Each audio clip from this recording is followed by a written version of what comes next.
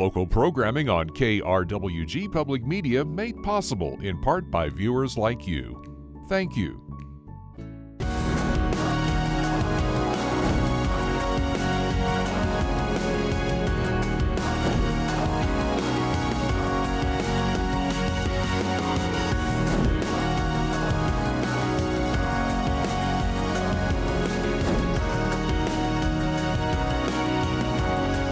Hello and welcome to a special Fronteras A Changing America. I'm Anthony Moreno. This fall, The American Buffalo, a film by Ken Burns, tells the dramatic story of how America's national mammal, once numbering in the tens of millions and sustaining the native people of the Great Plains for untold generations, was driven to the brink of extinction. Ken Burns recounts the collision and tragic consequences of two opposing views of the natural world. This two-part documentary airs on KRWG Public Media on October 16th and 17th at 7 p.m. Let's take a look. My people in the buffalo have a shared history together. The buffalo was sacred, and they could not imagine existence without the buffalo. They were put on this earth to help us survive. To think that our greed and our industrialization would blink this thing out.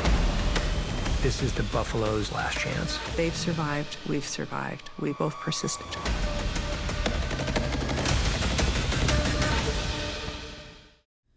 Randy Granger, a local Las Cruces musician, contributed his music to the film's soundtrack. Randy will join us in the studio later to share more about his involvement with this project and his career. First, our senior television producer, Evelyn Sandoval, gives us an introduction to Randy's story.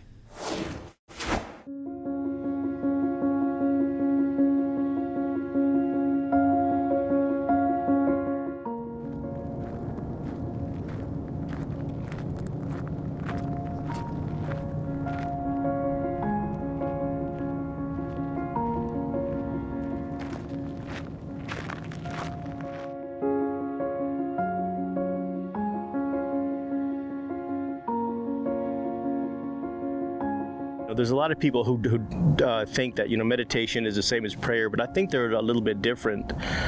Prayer is you're recognizing that there's a force greater than you are that you can connect to. And I think that meditation is when you quiet your spirit to make yourself more receptive.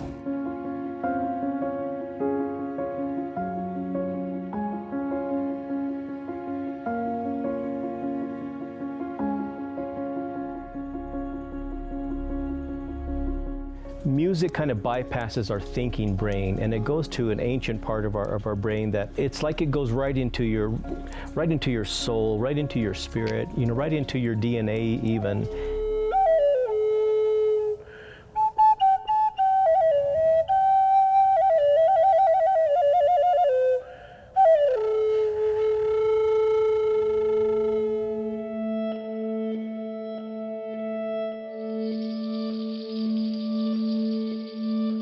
Like if I'm out here and there's not too many people out, I'll imagine that there's roots coming out of the soles of my feet, and then I'm connecting, and they're going down like to the very center of the earth, and that's how I ground myself.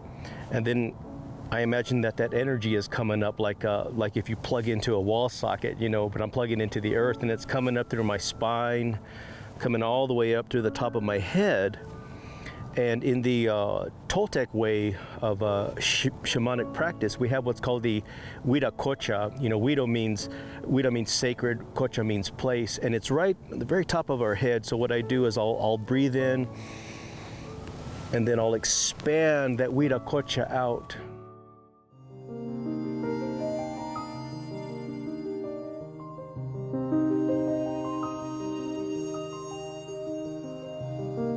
I think spirituality, I've come to understand it as the belief that there's something larger than myself that's at work.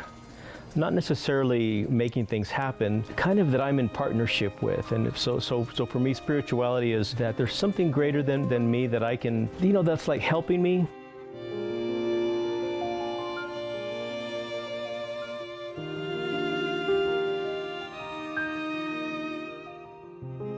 I think that I've always been spiritual. My mother told me, she said, Randy, you were born an adult. You were born a grown-up. She said, I didn't really know what I was supposed to do with you, you know. And so I think I've always had a sense that there's other dimensions that are around us. Whenever I was a really young boy, I used to see beings everywhere, all the time, and I would tell my parents, and they kind of thought that I was just trying to make stuff up. But the more I read about it later in my life, I realized that part of my ancestry, when a child would see those kind of things, that they would put them on the path of a healer or of a seer. So I really think that I'm, you know, finally walking in my true path.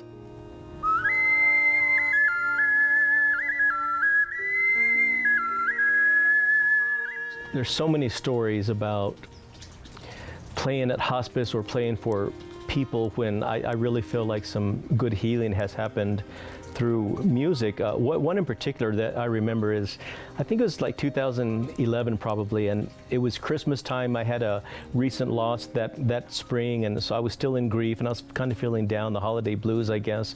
I thought, well, you know, what's a better way to help get out of this than go play for people at hospice? I was playing my flute in the hallway there, and this little boy just comes up. I don't know how old he was, and he says, "Excuse me, mister, how much will you charge to play for my grandmother?" You know, and I said, "Oh, how much do you have?" You know, so he opens his hand and he has a quarter, and I said, "That's perfect," you know. So I had them sing Silent Night along with me, him and his mother. It was so powerful because I saw that generational connection, and it's like you could see that love that was being transmitted through their hands. And so I played for them, and then I just quietly said, you know, thank you for letting me play. And as a professional, you really want to keep it together. But when I got into my car, I just lost it. And so my own grief was finally able to be expressed and to come out too. So by helping them, I helped myself too. And I think that's what being an artist, being a musician, being a storyteller, being a filmmaker, being a writer, you know that through helping others, you're helping yourself too.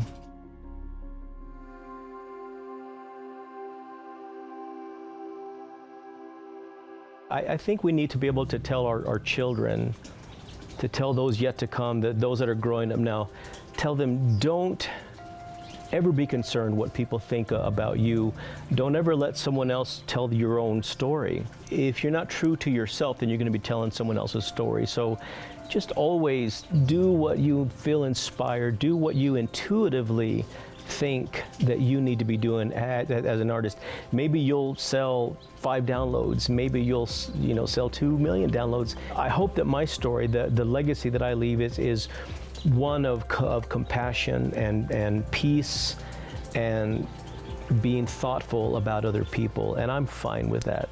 In the end, we need more authentic stories, more stories from the heart.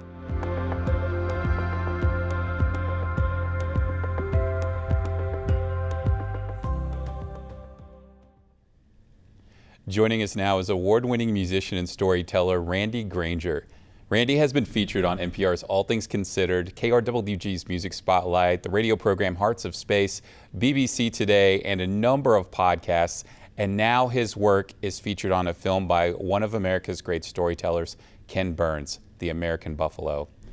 Randy, thanks for taking the time to talk with us to share more about this opportunity. Thank you for your interest. I'm just really, really excited to be here and be part of something so important and so iconic. Can you share with us a little bit about that experience when you first found out that Ken Burns and his team was interested in your music for their film? It's a little embarrassing because I actually received an email sometime last year, and it was an email about 6 of my songs and about using them. I thought it was a local filmmaker that I already know here, and so I emailed him and I said, I don't understand what this is about. And he said, Randy, that's not me. And I said, well, so I wrote them back and I didn't understand what it was about, and I kind of ignored it. After a while, I thought it might be some kind of scam, which happens every once in a while. And they emailed me back, and finally, one day I was driving around and I got a phone call from this guy from New York City and said, hey, I've been emailing you and I've been trying to get a hold of you. This is about the American Buffalo Ken Burns project. And I said, oh, I didn't realize this was a real thing that was going on, and yeah, I felt kind of silly. But once I realized what was going on and that it was an actual Ken Burns project, I was just over the moon, so excited. I mean, as a storyteller, as a musician, you know, I would watch Ken Burns films and think, man, they're such good storytellers. I would love to be part of those projects someday.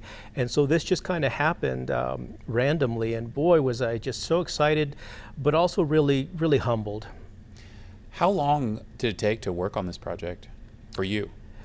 Well, they had already selected music that they had already found, and from what I understand, they had begun to edit the film to look through it, and they were looking for music, and the music editor was listening to all the music that he had, and he said there was nothing that really stood out to him that really worked with the storytelling. So he found some of he found one of my songs. I think the first one he found was one of my songs called the Dog Star, solo Native American flute music, and he found that one, and then he found 5 others, and so they used 6 in all. So my part was really signing a whole lot of paperwork and just saying yes and being part of it. Now, you recently attended a screening of this film in Montana. What was that whole experience like? Can you share with us? I was so grateful that I was able to go up there. They decided to put together a 50-minute preview of American Buffalo, which is a 4-part. It's a 2-part, 4-hour series, I guess is the way to say it. And so I had gone up to. They were doing a screening in Missoula at one of the theaters there, because they had filmed a lot in that area with the tribes that are up there, and they had filmed. There's a place called the National Bison Range that's up there, and they had filmed some of their work there too. So I was able to go up there and fly up there to Missoula and go to the theater, and I was just to be there with Ken Burns, with the writer, with the top producer, and a couple of other people who were involved in that film. So to watch it live was so thrilling and exciting. It was a packed theater. It was a rainy night in Missoula. It was I was so just moved. And at the very end, when they're showing the scene of the white buffalo being born, I heard my music coming on, and I knew it was mine, of course. I wrote it, but just to hear that, I literally just floated out of my seat. So I was just over the moon. You know, the pandemic impacted many folks in our region who are musicians and artists. Can you share a little bit about how that impacted you and how this moment, you know, being able to celebrate this moment of having your music in a film that's going to go around the world, from going from the pandemic times to where a lot of folks weren't able to work, to celebrating such an iconic moment in your career? Sure, it's really quite a story arc. And of course, in March 2020, within 2 weeks after the pandemic started, like I'd watch the news every day, and there was more and more about it, and I thought, oh, this looks like it might be more serious. Within 2 weeks, I had 2 years worth of gigs around the country. I had them canceled. They just one by one, and and my thought was, oh boy, this is going to be interesting, because as a musician, as an artist, there's no guarantees about anything. It's not like we get a regular paycheck from anybody. So I'm used to that struggle, but I thought this is really serious, because you can't even play live anymore. So that's when I first heard of that thing called Zoom. And so I was able to be part of a bunch of different things around the country, like festivals and that kind of work. And so to be able to, towards the end of the pandemic is when this came about. It was such a relief, both as a work aspect of it. That financial aspect was just such a blessing, such a real blessing, such a gift. I was just so grateful, because it allowed me to be more selective about where I need to tour, and because my touring schedule is usually fairly grueling, and it doesn't leave a lot of time for the creative process. And so at least with this, I can have a slow breather, and I can work on, I'm about 5 albums behind right now, so being able to churn some of that out is it's a real gift. What do you think being involved with a project like this can do for Indigenous musicians?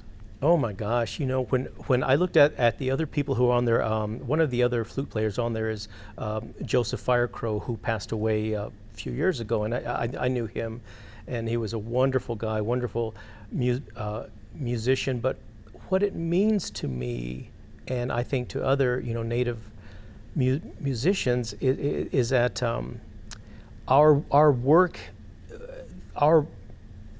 the inspiration that comes in these songs, it's our breath coming through these wooden things, through these instruments that we're playing, our actual breath going through there, going onto tape, going out in the world and going through somebody's ears or into somebody's heart. That's a tangible living thing, as opposed to a synthesized, which is what happens mostly nowadays. Like most of the time, if you hear flute music in a film, it's on a synthesizer from a wee, which is fine. But there's nothing like that breath of a musician and an actual native person going into that native flute, going into that instrument and creating that vibration that'll never happen again. There's just something so tangible about live music. And of course, we all realized that during the pandemic when we were watching people on these screens about that big on Zoom in their concerts, and to be able to share live music again, I think people really realized, oh, this is what we missed. It's that interaction. What about the Las Cruces musician community to have one of their own be featured in a major film like this?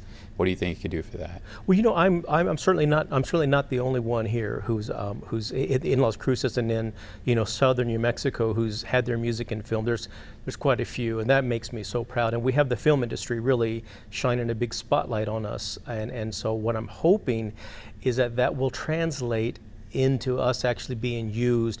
Maybe Spaceport can finally use some local musicians instead of the people they hire out of Florida. That would be nice. And so we have such talent here. We are people who live here. We're part of the community. We eat at the same places.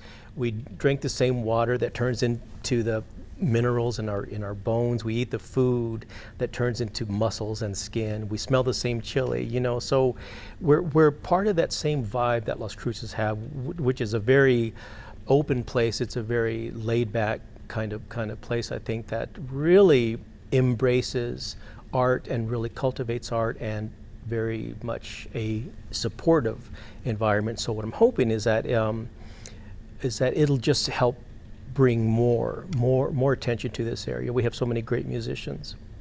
I'd like to talk a little bit more about your career. Sure. And let's start from the beginning. When did you first realize you wanted to be a musician? Well, I think it was realized before I knew it. From all accounts, and I'm not kidding. You can ask my mother; she's still alive. God bless her soul.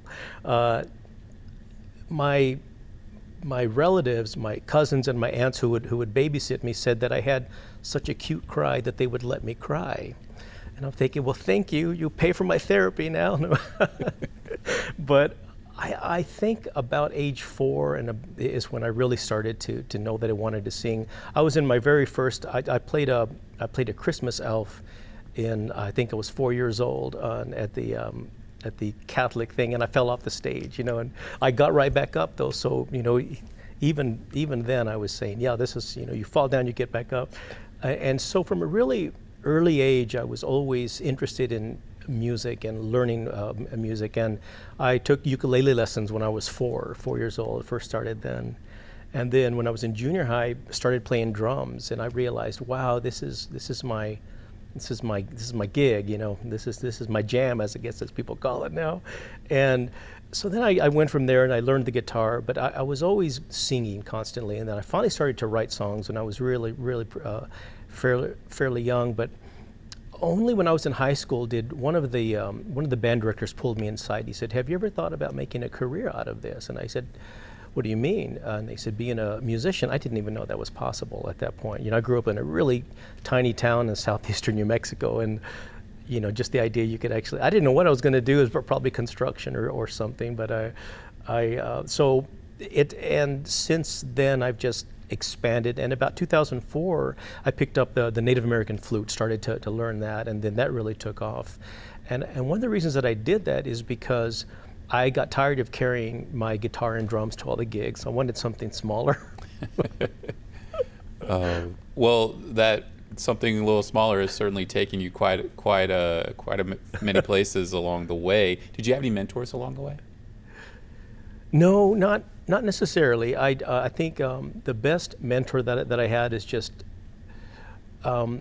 musicians wear our own best and worst critics. You know, like when I first started to play the flute, I had some roommates and I was playing the flute and I would close the door. I was so terrible at it because I'd never played any woodwind instruments. I was so terrible at it. I would say, "Oh, please don't listen," and I would come out and they'd say, "You're getting better," and I was like, "Oh, no, please don't listen." So then I started going to the farmers market, and then somebody heard me and invited me to play at a hospice candlelight vigil for their patients, and then that started me on my 18 years now being a volunteer with Mississippi Valley Hospice, actually playing for patients as they're in their stage, they're in the transitional stage, or they're in their final days, and that's been such a gift. That's been such a blessing. Talking about keeping you humble and keeping you grounded. How has that affected your art and your music? I say it's really made me put a lot more space in my music, because one of the things is that when I'm playing with somebody towards their end time, what I do is I will watch their breath and I'll change the tempo that I'm playing to match their breathing pattern. And it's really made me put a lot more space and be a lot more conscious of my phrasing. Storytelling is also a big part of what you do. Can you share with us how you incorporate that in your performances? I pretty much tell stories.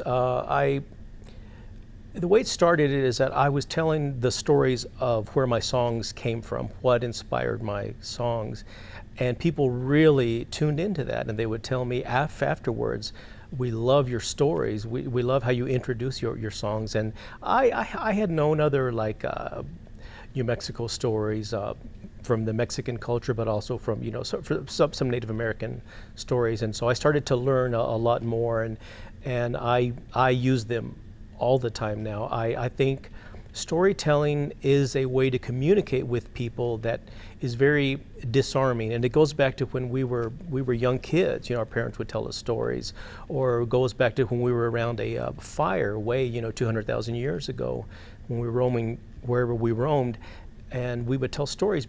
We'd look at the night sky and we would see those patterns up there, and we would tell stories about how that constellation came to be, or why the sun moves in that direction, chasing the moon.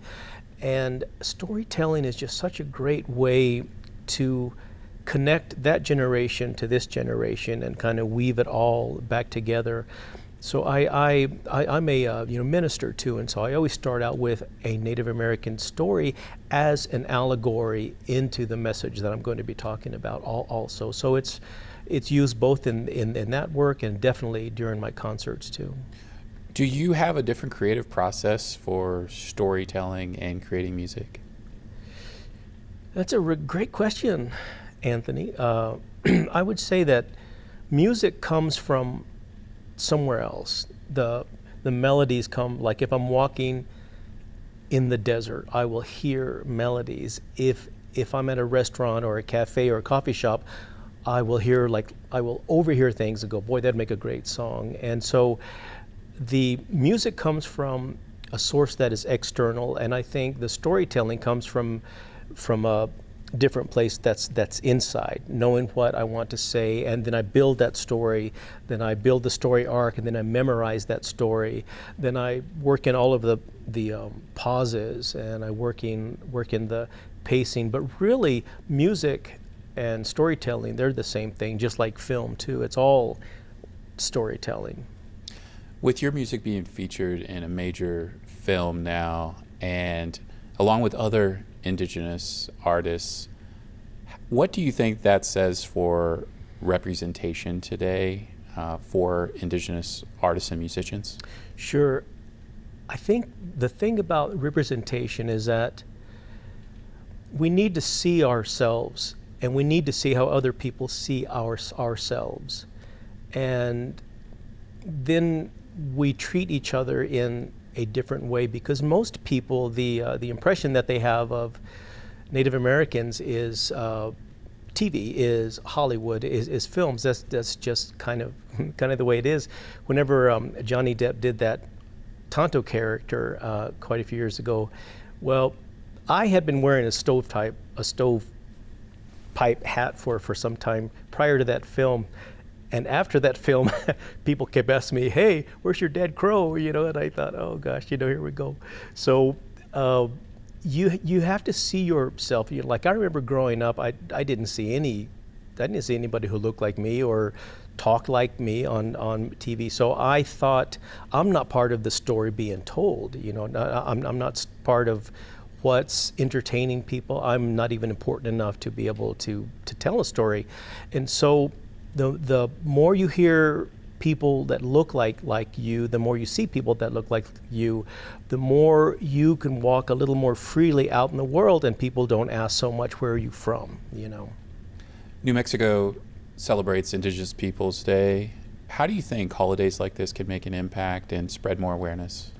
I think it gets people talking, and even if they talk in a derogatory way at first, that's okay, because then you can talk back to them, hopefully.